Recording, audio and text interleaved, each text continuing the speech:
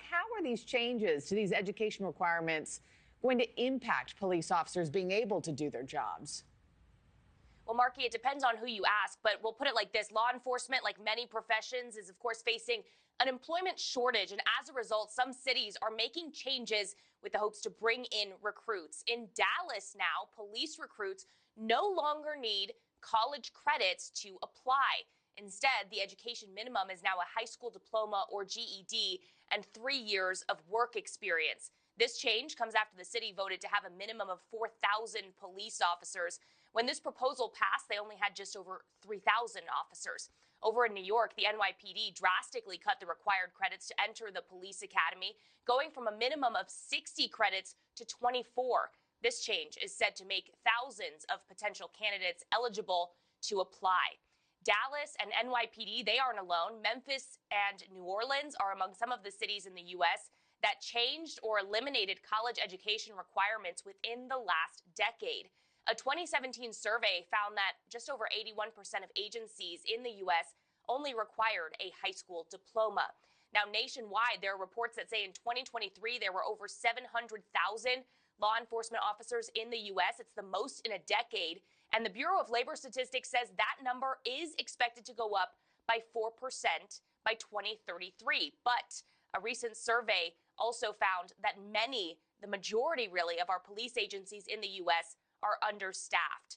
A labor expert we spoke with talked about these changes. So there is very little data out there that suggests that those who have college requirements when it comes specifically to law enforcement, that they don't necessarily impact how they do the job. In fact, there was a police officer who recently said that he does not believe that education will ever triumph over determination. And so if you're just determined to come in and do the job as a police officer, education shouldn't stop you from being able to do that. And Marky, really, police forces have struggled to find recruits recently, in part because of pay and morale. So really, these departments hoping that some of these changes will bring in new people. Marky? Yeah, and Brooke, you think about all the current officers who are probably thinking to themselves, hey, I had to go to college. How is this about to change the game? Right. Are they supportive of lowering requirements? The answer is mixed. Some people we talked to said they see the need to fill empty positions, but others think incentivizing education is important and it's needed. In California recently, they're a state doing something a little bit differently. They introduced a bill earlier this year that clarifies the requirements set in 2022. It increased the mandatory college education requirements. This while that state is also having a record police shortage. We talked to some people in law enforcement. They said they think increasing educational requirements is beneficial.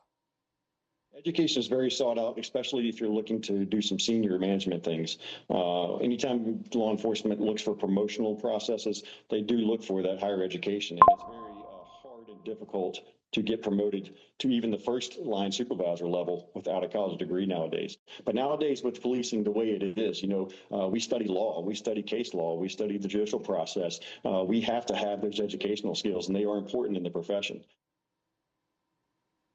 That officer we talked to suggested that if cities eliminate education requirements or lower them, they should also incentivize going to college once officers are on the job.